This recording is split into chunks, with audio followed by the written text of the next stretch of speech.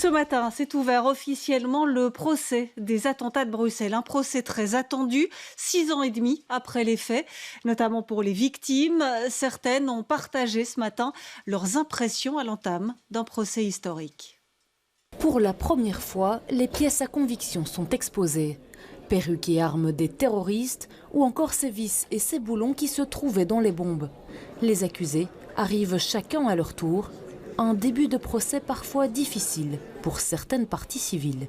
Un état d'esprit très angoissé, très stressé. J'ai eu beaucoup de mal à dormir cette nuit. Et voilà, je sais que c'est un procès d'envergure qui s'ouvre, donc on a l'impression d'être dans une journée assez historique. Honnêtement, j'ai aucune attente envers le procès. Je suis venue juste soutenir et représenter ma sœur aujourd'hui, qui elle est décédée dans les attentats de Malbec.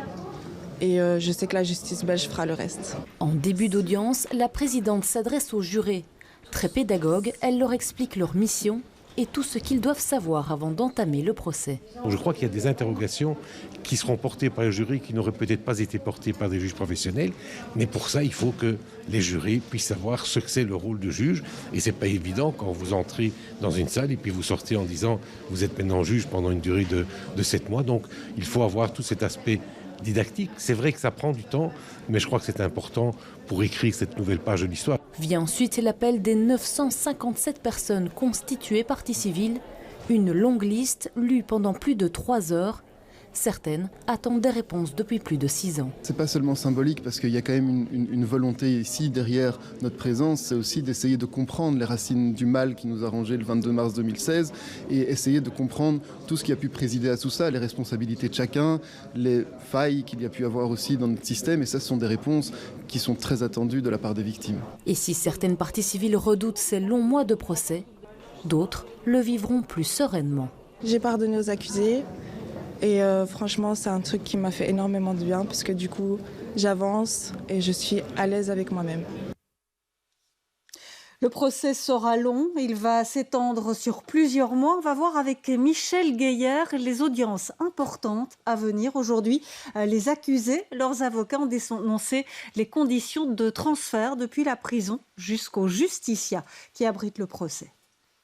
Le premier jour d'un procès tel que celui-ci est forcément long, fastidieux, mais il est important. Il y aura d'autres moments forts durant les 6 à 9 mois à venir. On attend par exemple en janvier les auditions des victimes. Et puis il y aura aussi les experts médicaux qui viendront détailler vraiment les blessures, littéralement blessures de guerre occasionnées par les bombes qui ont explosé dans le métro et à l'aéroport national. Et puis le 19 décembre, très bientôt, donc les interrogatoires des accusés à ce sujet. Mohamed Abrini, également appelé l'homme au chapeau, a pris la parole ce matin. Il a dit être en profond désaccord avec notamment ses conditions de transport entre sa prison et ici, l'endroit où il est jugé, avec d'autres. Il dénonce des conditions qui lui feraient écouter de la musique qu'il qualifie de diabolique. En fait, ce qui se passe, eh bien, c'est qu'effectivement, on masque la vue et on essaye littéralement de dérouter les accusés dans leur transport pour qu'ils ne retiennent pas leur chemin. Il y a aussi évidemment des fouilles quotidiennes, des fouilles au corps. Un certain avocat a d'ailleurs dénoncé des fouilles anales.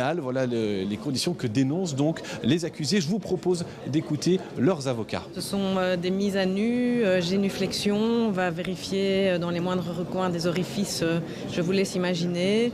On bande les yeux et donc les personnes sont désorientées, on met de la musique violente, du hard rock à fond et donc on les pousse quand ils doivent marcher, etc. Donc assez compliqué. Mon client a la volonté, a le souci que le procès se passe dans les meilleures conditions possibles.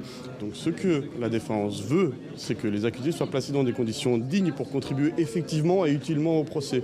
Et que si on leur impose pendant 1 an les conditions qui sont celles qu'on leur impose aujourd'hui, je pense que personne ne pourrait supporter ça de manière raisonnable sur une période assez longue. C'est-à-dire des transferts compliqués, des fouilles à nu inutiles et tout ce qui va avec, génuflexion, tralala, tout ça. Donc tous les jours dans une cellule devant 3 types cagoulés qui vous demandent de faire des génuflexions à nu. Pourquoi? Alors qu'ils sont déjà en régime de haute sécurité, c'est inutile.